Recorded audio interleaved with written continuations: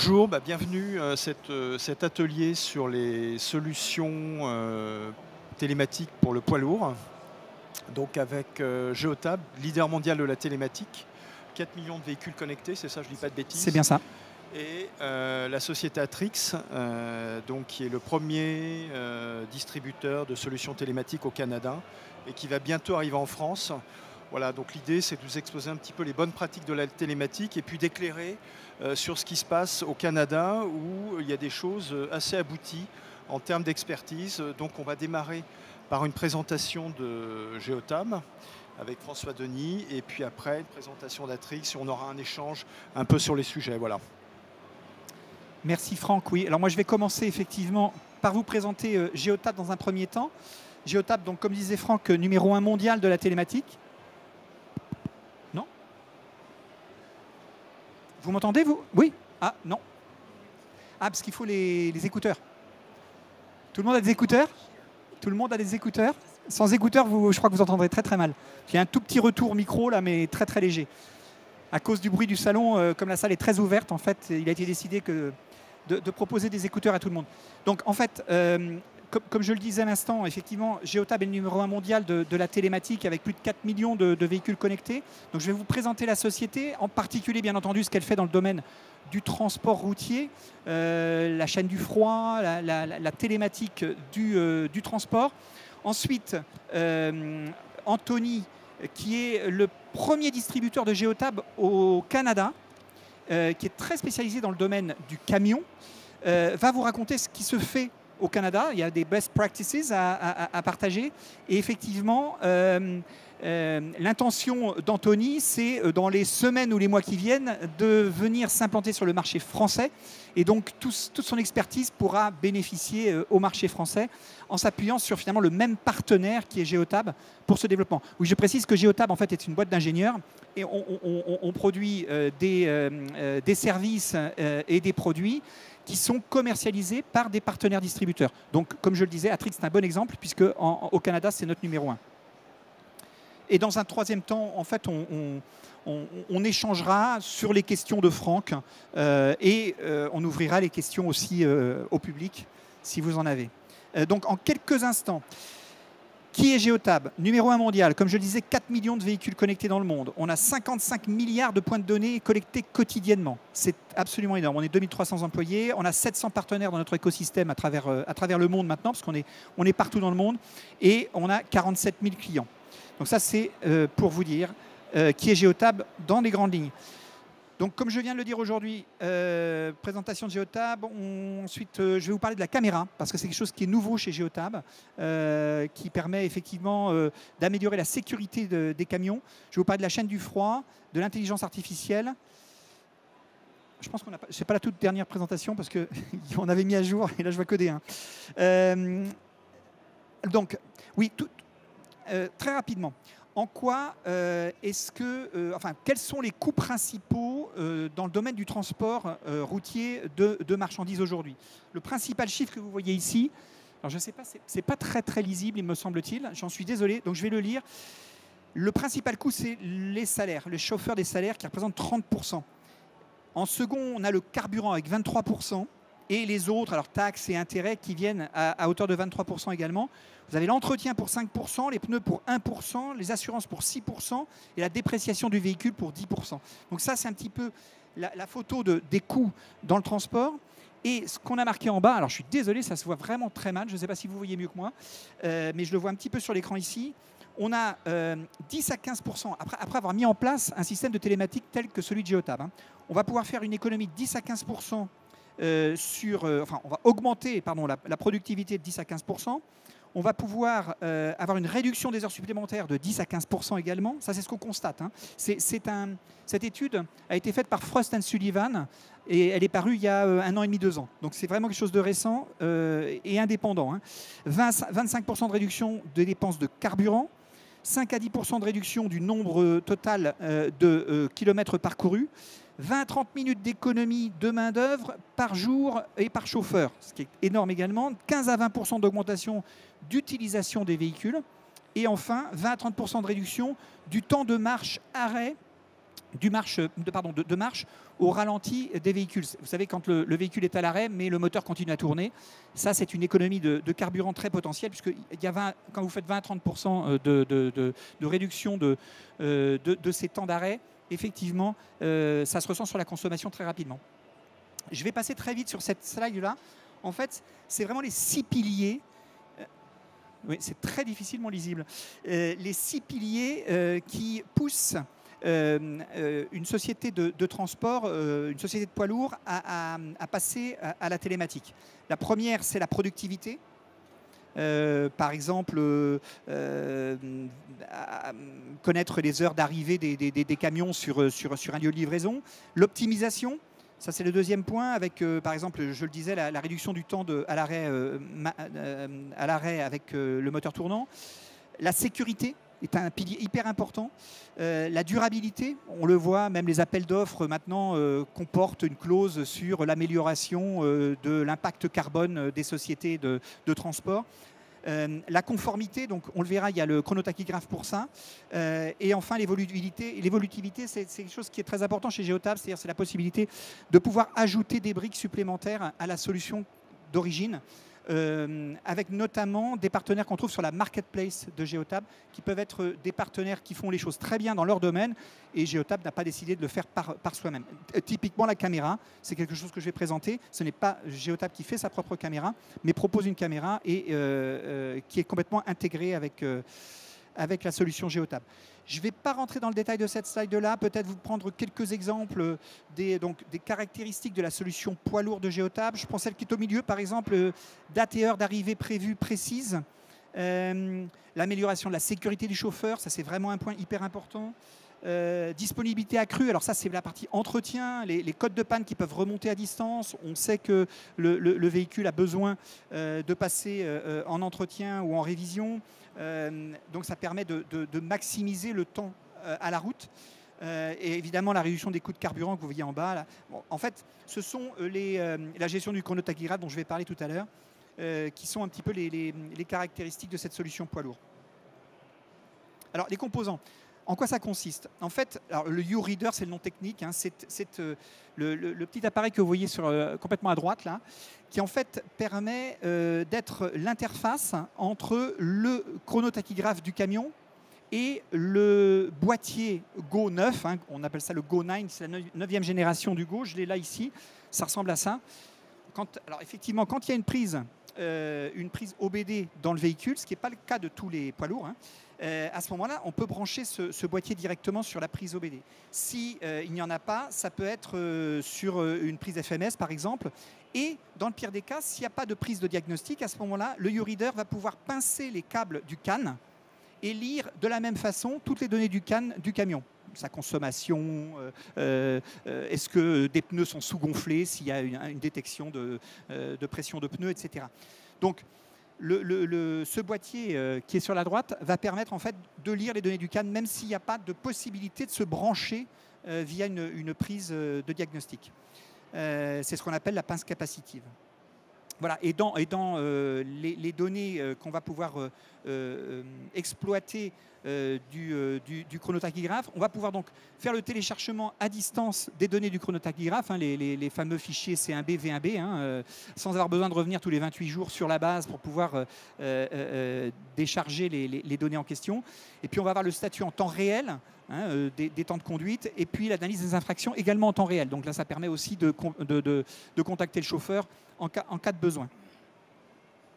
En quoi ça consiste? C'est juste des images. Là, vous avez le chronotachy à droite. Hein, on se branche dessus. Donc le Go Device, enfin l'appareil que je viens de vous montrer qui est branché, s'il y a une prise OBD, s'il n'y en a pas, on le fait différemment. L'IOX U-Reader dont je viens de parler et le câble. Et puis le lecteur de carte, il se trouve directement au bureau en fait et permet de télécharger les données à distance. Un mot sur la caméra. Donc, comme je vous le disais, en fait, on ne la fait pas nous-mêmes chez Geotab. On en a choisi un partenaire. Alors, on en a d'autres aussi hein, sur la marketplace, mais celui-ci, on l'a un petit peu privilégié parce que Surfsight, en fait, a une proposition extrêmement intéressante de filmer à l'intérieur de l'habitacle et vers l'extérieur, et ça permet vraiment d'améliorer la sécurité. Et quand j'écris ici que c'est disponible sur Order Now, c'est la possibilité pour les clients, finalement, directement, pour les sociétés, de commander la caméra en question chez Geotab directement. Donc c'est comme si c'était quelque chose qui a été produit par Geotab. Donc en quoi ça consiste? Pourquoi est-ce qu'il faut à quoi sert une solution vidéo telle que celle-ci? On sait que 84% des accidents sont dus à des distractions du chauffeur. Donc c'est absolument énorme et ça il faut le suivre, il faut le monitorer. Et on sait aussi que 25% des victimes ne portaient pas de ceinture de sécurité. Enfin, au XXIe siècle, on a peine à le croire. Mais c'est quand même des choses qu'il faut pouvoir suivre, y compris à distance. Donc il faut pouvoir le signaler au chauffeur lui-même, parce que ça peut être un oubli. Mais si ce n'est pas un oubli, il faut pouvoir aller un petit peu plus loin.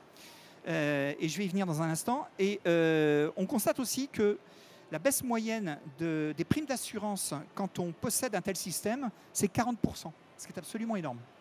Réduction de la sinistralité, ou bien certaines compagnies d'assurance acceptent en amont de baisser quand on s'équipe. Oui, comment est-ce que la combinaison de la vidéo et de la télématique peut améliorer la sécurité des conducteurs? En fait, ça se complète très bien. C'est-à-dire que, par exemple, pour reconstituer un accident, lorsque vous avez un système de télématique, vous allez très précisément savoir à quelle vitesse le véhicule roulait, à quel endroit l'impact a eu lieu. Vous pouvez vraiment reconstituer l'accident, mais vous ne savez pas ce qui s'est passé autour. Pourquoi est-ce qu'il y a eu cet accident? Est-ce que quelqu'un lui a fait une queue de poisson, etc. La caméra, à ce moment-là, peut compléter véritablement. Et cette caméra, ce qu'elle a de particulier aussi, c'est que lorsqu'elle filme à l'intérieur, elle capte des points. Et l'intelligence artificielle permet de savoir si la personne est en train de manger en conduisant, ou en train de regarder son téléphone portable, ou en train de fumer. Ou si sa ceinture de sécurité n'est pas attachée. Donc en fait, ce sont des éléments qui ne sont pas filmés, mais qui vont être simplement des captages de points pour pouvoir lancer une alerte en direct. Et après, si effectivement il n'y a pas de réaction de la part du chauffeur, alors à ce moment-là, la caméra va se mettre à filmer.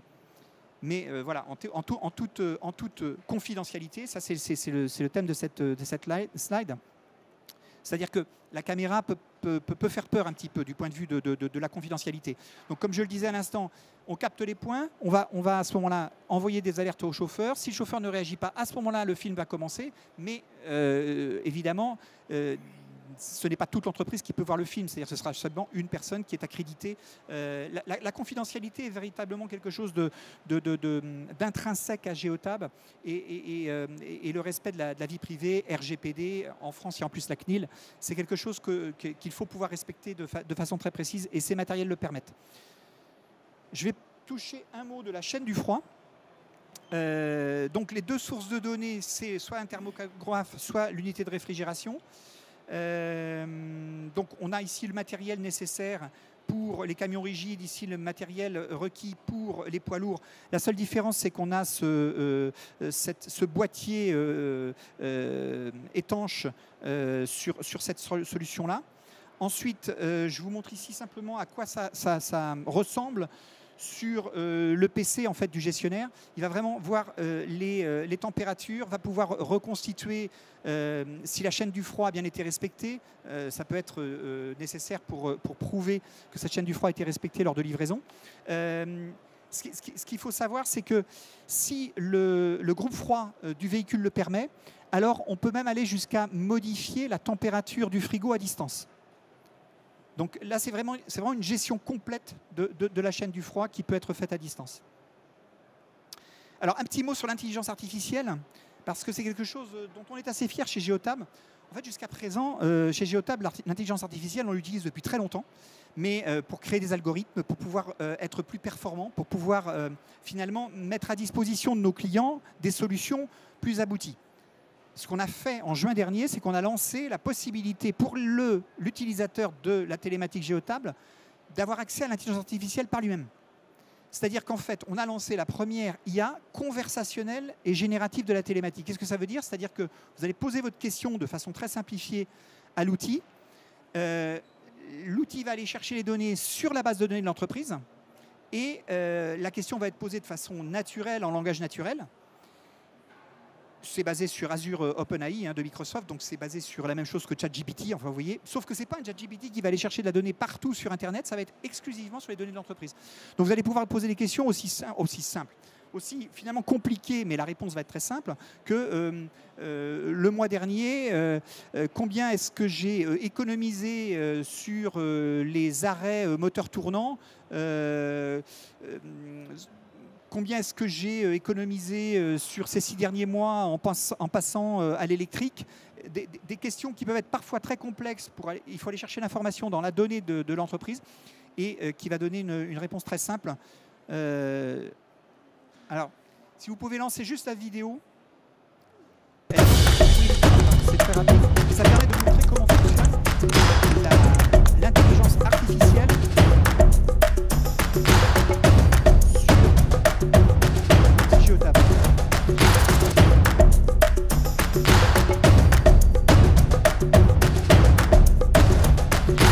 On n'entend pas la musique. Ah, vous n'avez pas de la musique. Bon. Si vous voulez mettre le son aussi.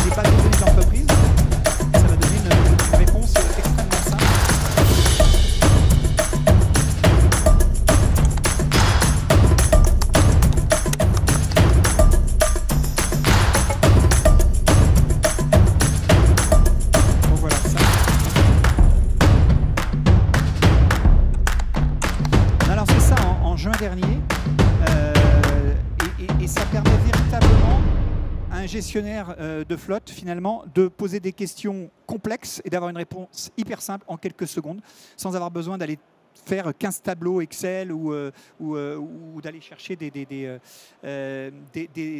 outils de BI. Voilà, j'en ai fini me semble-t-il et je passe la parole en fait à Anthony, comme je vous le disais, qui est notre premier distributeur au Canada et qui va venir s'implanter en France et qui a une expérience particulièrement intéressante sur le domaine du transport routier de marchandises, du camionnage, comme il dit lui-même. Vous allez voir que quelquefois les mots sont différents au Québec, mais l'idée est la même, c'est-à-dire d'être intégrateur de solutions et capable... Non, alors non, c'était... Ah, c'est l'autre présentation.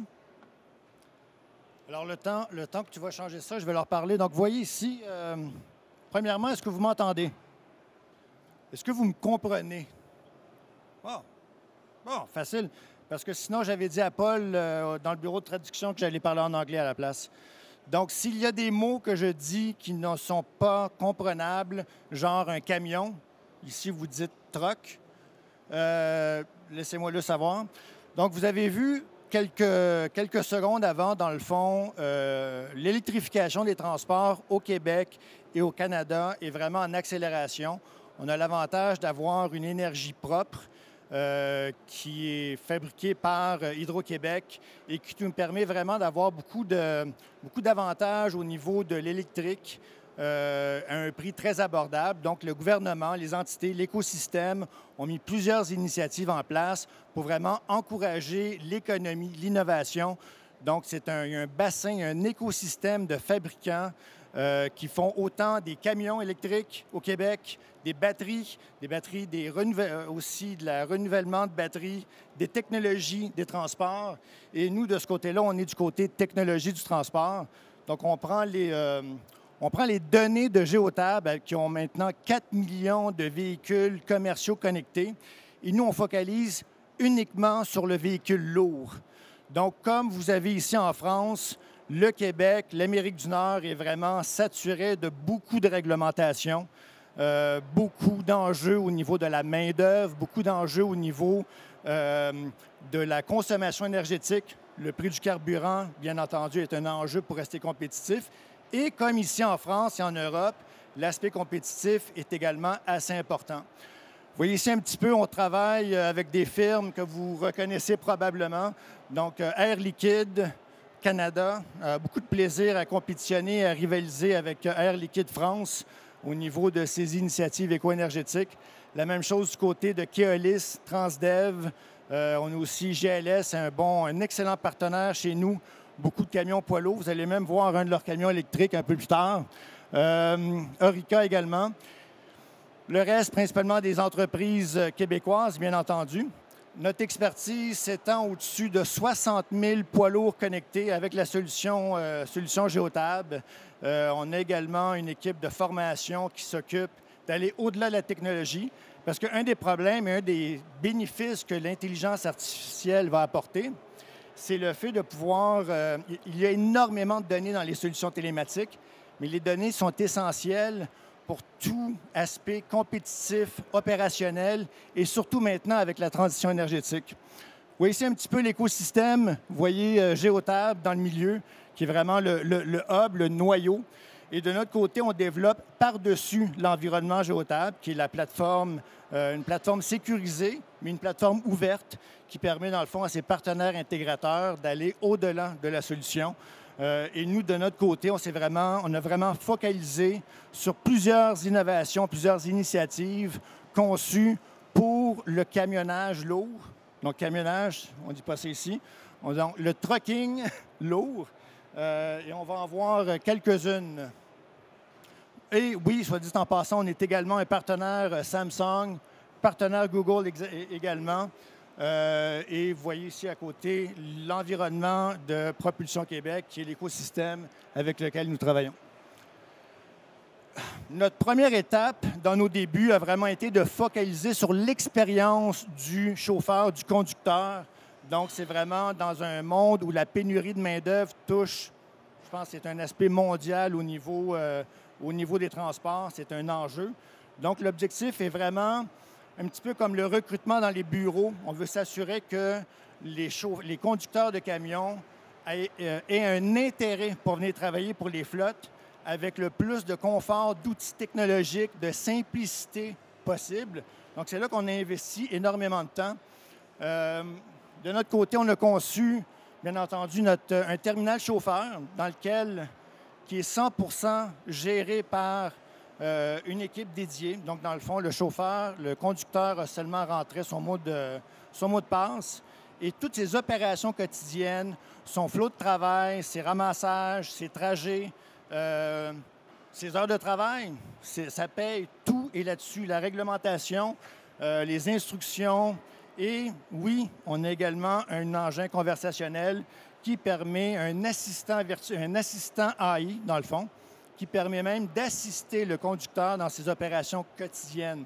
Donc, qui peut l'aider et le sensibiliser à une conduite plus éco-énergétique, par exemple, ou une façon d'éviter des enjeux au niveau sécurité, une façon d'éviter aussi des enjeux au niveau réglementaire qui, en Amérique du Nord, est extrêmement élevé et les pénalités sont graves si on fait des excès de vitesse ou si on a des infractions récurrentes. Donc, le terminal est vraiment un outil qui sert comme un ordinateur portable pour un représentant sur la route. Le terminal, dans le fond, est vraiment l'équivalent de cet élément-là. Et c'est là-dessus qu'on a tout notre écosystème qui utilise, bien entendu, la technologie de Géotab pour se propulser.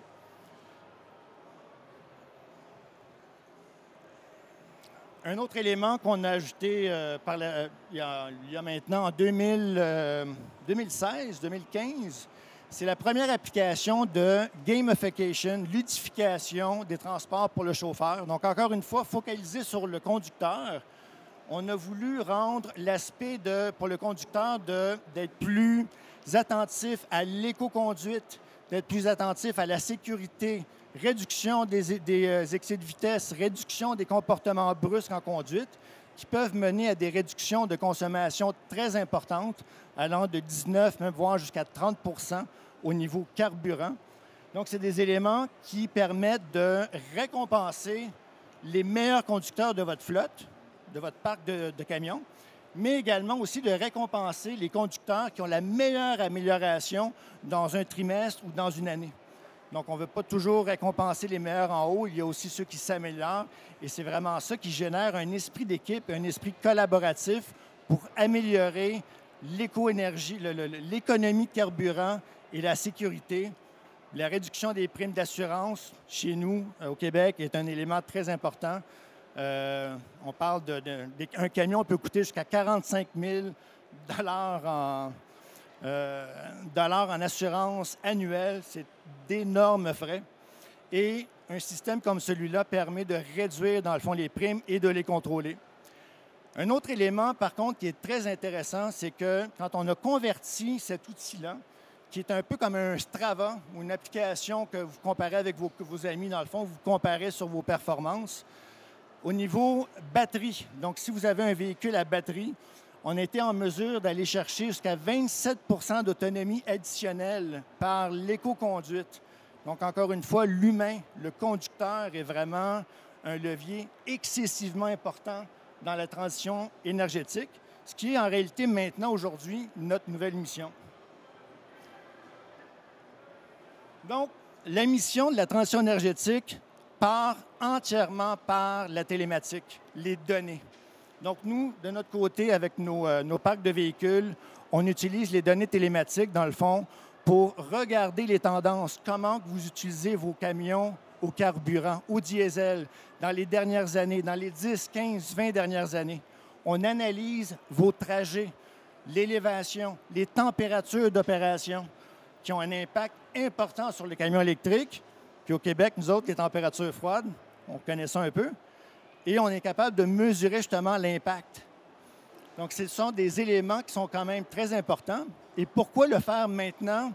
En résumé, c'est relativement simple. Si vous ne commencez pas maintenant à faire la transition énergétique, à faire les erreurs qui sont liées à une transition énergétique, parce que comme j'aime dire à ma clientèle, ils vont acheter des camions électriques, ils vont monter une infrastructure de recharge, ils vont faire des erreurs, ils vont refaire des erreurs.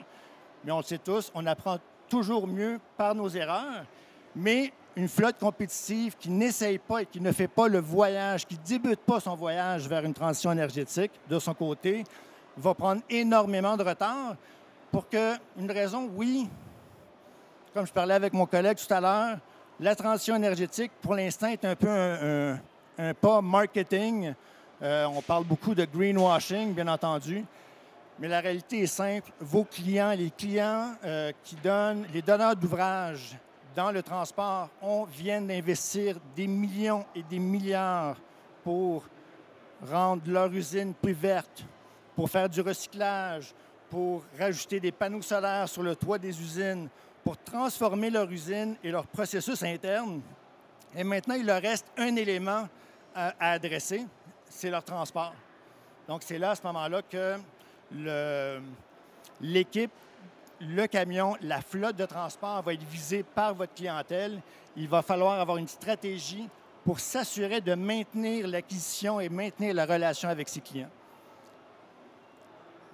Un des éléments aussi qui est intéressant et comment que la télématique peut aider, c'est un exercice qui a été fait en partenariat avec Geotab et les camions, le Tesla Semi, qui est assez, en Amérique du Nord, de notre côté, est assez populaire. Donc, on voit ici que dans une journée de travail, le camion Tesla, avec une bonne gestion de l'opération grâce à la télématique, on voit justement que, on ne le voit pas vraiment, mais on voit qu'une gestion d'une opération de recharge temporaire, partielle, pendant la journée, à chaque arrêt, gérée et planifiée grâce à la télématique, a permis à un camion qui transporte des bouteilles Pepsi de faire 1732 km dans une journée de travail à batterie, en Californie, avec des montées. Donc, c'est quand même très important et il n'y a rien de cela. Et vous pouvez aller voir sur le site de Run on Less ou NACFI. Il n'y a rien de cela qui serait possible sans une planification par la télématique.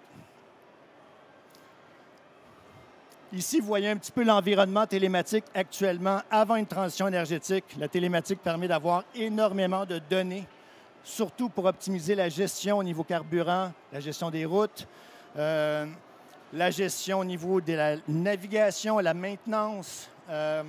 C'est votre connecteur aussi avec votre système de maintenance, votre connecteur avec votre système de répartition. Mais ce qui arrive avec l'électrification, c'est ce qui va vous permettre de gérer plusieurs types d'énergie dans une même flotte. C'est ce qui va vous permettre de dire le lendemain matin par rapport au trajet que le conducteur a à faire, quelle énergie vous allez favoriser. S'il fait moins 10, peut-être que vous ne prendrez pas un camion électrique. Peut-être que vous allez favoriser un camion au diesel. Peut-être que vous allez prendre un camion au GNR.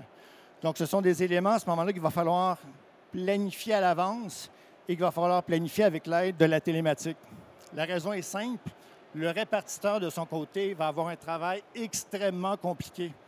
Présentement, il gère les routes, il gère les taux, il gère les clients, il gère l'heure d'arrivée, l'heure de départ, l'heure d'attente. Mais bientôt, il va gérer du diesel, des camions diesel, des camions à batterie, des camions à batterie chargés par DC, par AC, des camions au gaz naturel, des camions à l'hydrogène vert.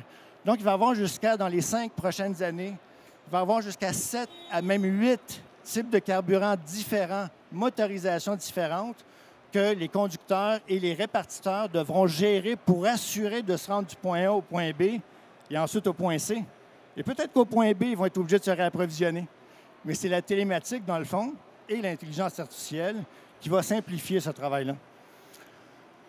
La même chose au niveau du conducteur. Le conducteur va avoir, grâce à sa tablette, un ordre. Il va falloir qu'il sache où aller récupérer son énergie, où se réapprovisionner par rapport à son énergie. Quel va être l'impact de sa conduite sur le type d'énergie ou la motorisation qu'il utilise présentement. Donc, encore une fois, ce sont tous des éléments qui s'en viennent et nous, on le regarde au Québec. C'est arrivé extrêmement vite. J'ai commencé mon aventure dans l'industrie du camion électrique il y a 3 ans. Et je vous dirais qu'on a 2 ans d'avance sur où je pensais qu'on serait aujourd'hui. La totalité de notre clientèle au niveau camionnage lourd, dans les gros porteurs, sont en train de faire l'acquisition et de recevoir des camions électriques. Ils font aussi des commandes de camions gaz naturel. Donc, c'est un gros impact de notre côté. Et à la rigueur, la clientèle et l'industrie, en toute franchise, n'est pas encore prêt parce qu'il y a tellement de considérations, autant au niveau de l'infrastructure, de l'énergie, de la relation avec votre OEM, de l'analyse des données, que c'est quelque chose qui nécessite énormément de planification et de formation. Et voilà.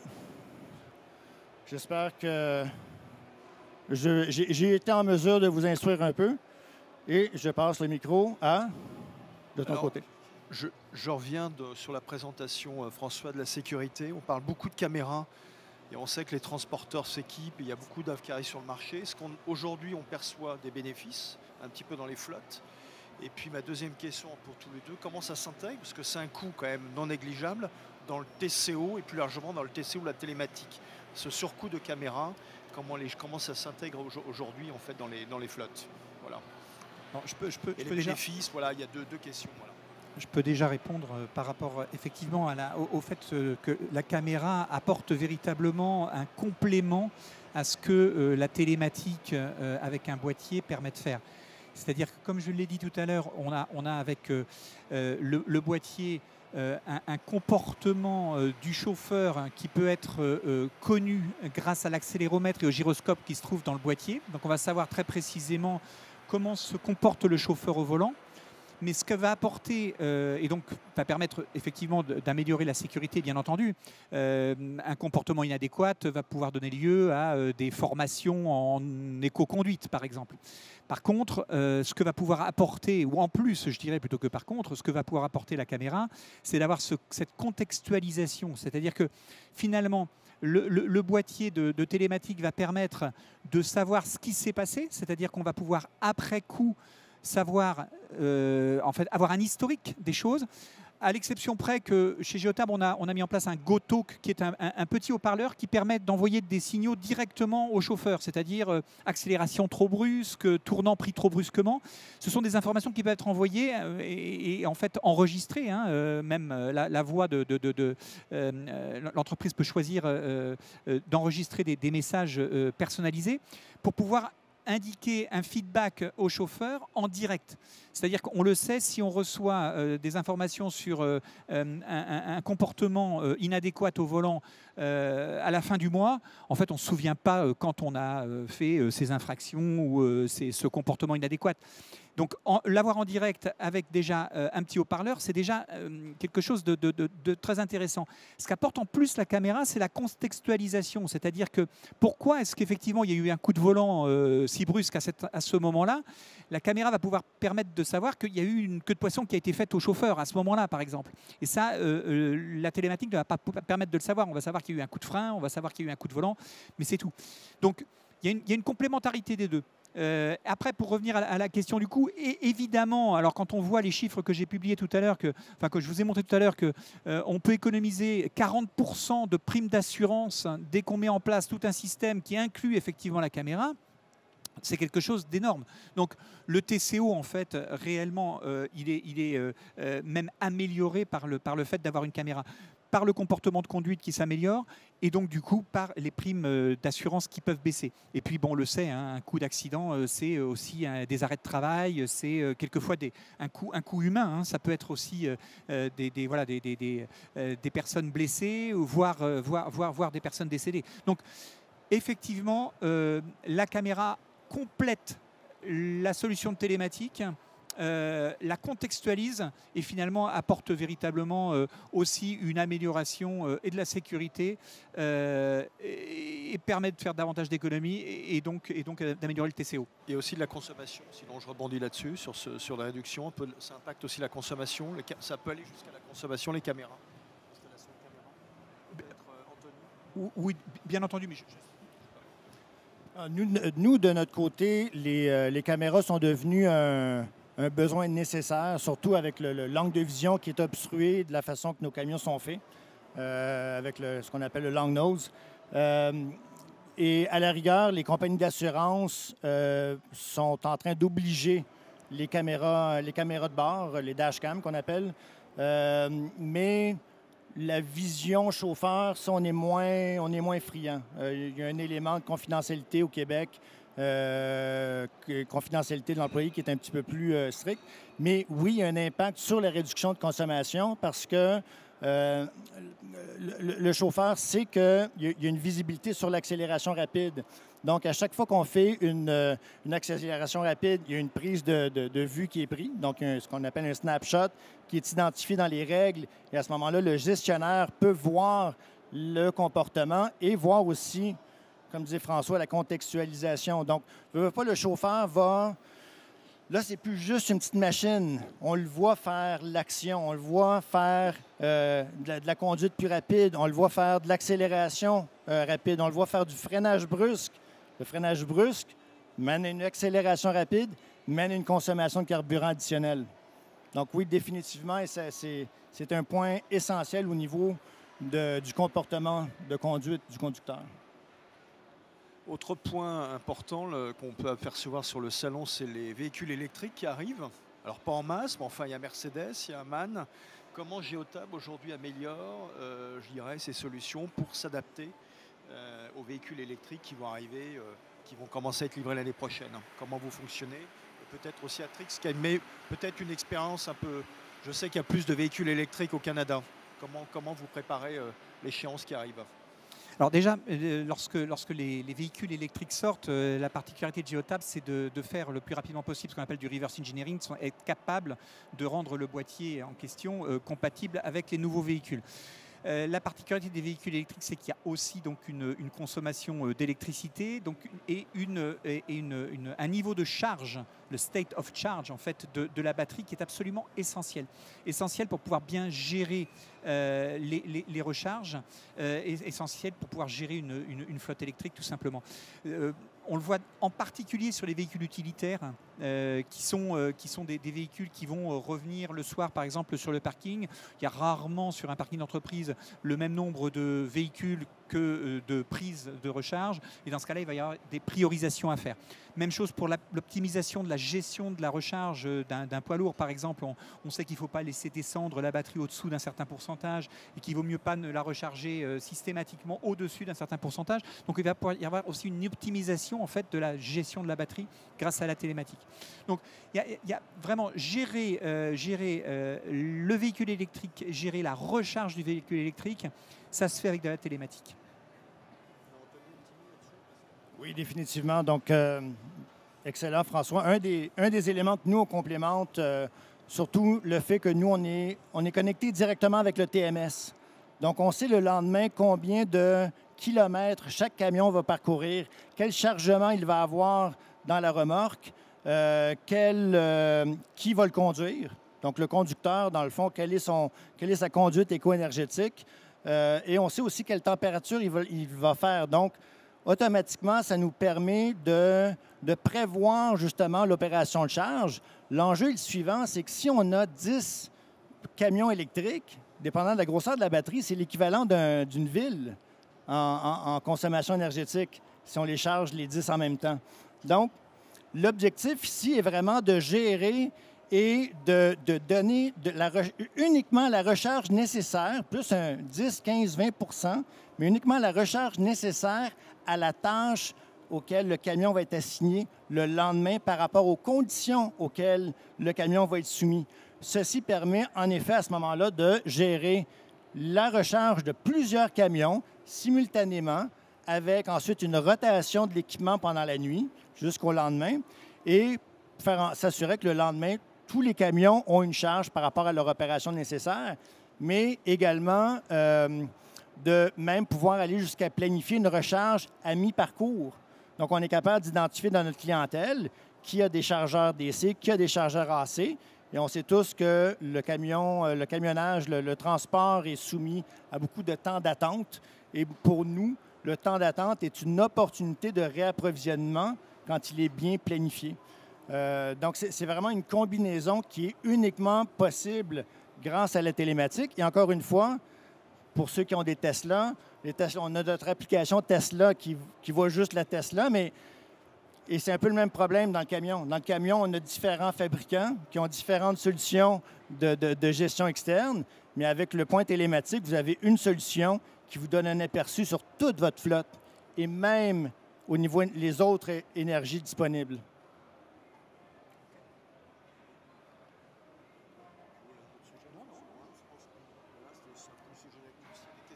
Des gens ont des questions.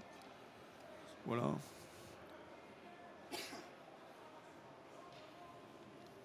Questions? Je n'ai pas le micro.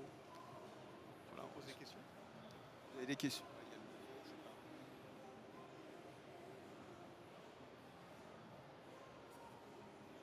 Il faut des micros. On a monsieur là.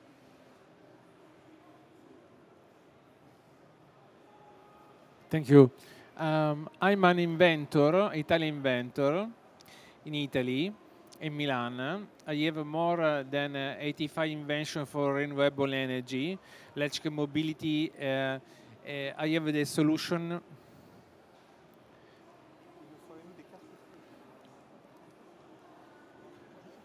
Moi, j'ai un casque.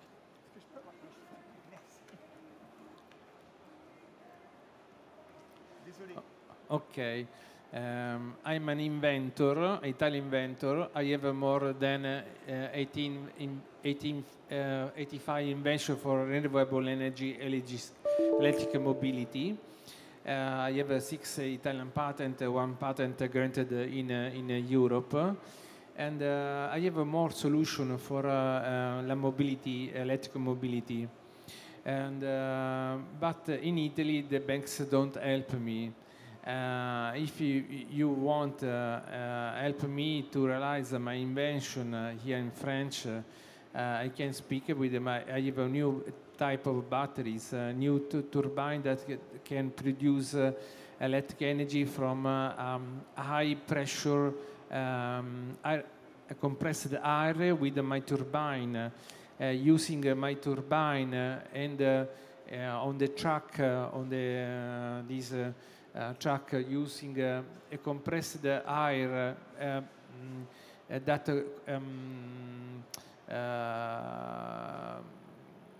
have a high capacity of a compressed air, is possible to give compressed air at my turbine that produce electric energy at a high efficiency. And If it's not really a question, maybe we can take this. My question is, there are other the solution of the electric energy of the batteries. I have a solution that can resolve the problem of the mobility, electric mobility, only for the batteries. I think your question might be more aimed towards the manufacturer or the builders of electric mobility or batteries. I think we only supply the actual solution which manages those items. Yes, I'm here to. But I appreciate. Yes, I'm here to speak in the stand of the of my solution, my invention. Yes. But do you have a question on telematics? I think that the solution with the cameras on the is a good idea for the accident for the who travel who sleep before I'm sleeping. Right. Because all the night I've traveled from Milan to come here this night. I have not sleep, and sorry for my. But yes, I'm here to. If you want right. me to speak, come and see us after the presentation. Okay. Okay. So one of the things I think it's worth mentioning, though, une des choses qui vaut la peine d'être mentionnée. Tout à l'heure, vous avez vu beaucoup de camions, juste des diapos avec seulement des camions. C'est important de mentionner, tous ces camions sont électriques. Donc, tous les camions que vous avez vus sur la présentation qui défilaient pendant qu'on faisait notre panel, on parle de gros porteurs électriques qui ont des autonomies, qu'on parle de 300 km, 350, 400. On est capable d'optimiser au niveau de la recharge avec des recharges rapides pendant qu'ils sont en transit.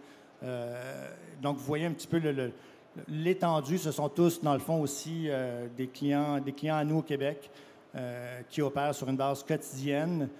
Certains ont déjà fait un hiver complet en température extrême. Donc, c'est des éléments quand même qui sont intéressants à voir avec des remorques des 3 essieux, des remorques externes, 53 pieds, regrettablement. Donc, je n'ai pas fait la conversion, et on a aussi des camions vocationnels également et des tracteurs, mais c'était aussi pour vous donner un petit peu un aperçu de l'autre côté de l'Atlantique, qu'est-ce qui se passe présentement. Et je peux vous dire que ça va extrêmement vite. On voit ici justement une infrastructure de recharge. On voit une flotte ici qui a reçu ces 4 premiers poids lourds qui sont de fabrication. Vous voyez, ceux-ci sont des Freightliner. Freightliner qui est une des divisions de Daimler, Mercedes. Donc, même motorisation, même technologie, mêmes innovations. Mais avec une carrosserie et une carrosserie un peu différente. Le camion que vous voyez ici était le premier gros porteur en Amérique du Nord, qui est chez un de nos clients, un Kenworth qui est fabriqué par Packard. Et ici, vous voyez encore une fois un autre Freightliner. Donc, j'ai mis ça justement pour vous donner un petit peu un petit aperçu de ce qui se passe de l'autre côté. Ceci est un camion Lion qui est fabriqué au Québec, dont Amazon est aussi un client. Ils fabriquent des camions de classe 5, 6, 7, 8, des gros porteurs également qui viennent bientôt. Hydro-Québec, camions vocationnels. Donc, énormément d'opportunités, énormément d'activités. J'espère de mon côté, avec François, avoir l'opportunité de travailler avec vous dans les prochains mois. Merci. Merci à tous. Je crois que si vous n'avez pas davantage de questions, merci de votre attention. Et puis j'espère que cette conférence vous a été utile. Merci, au revoir.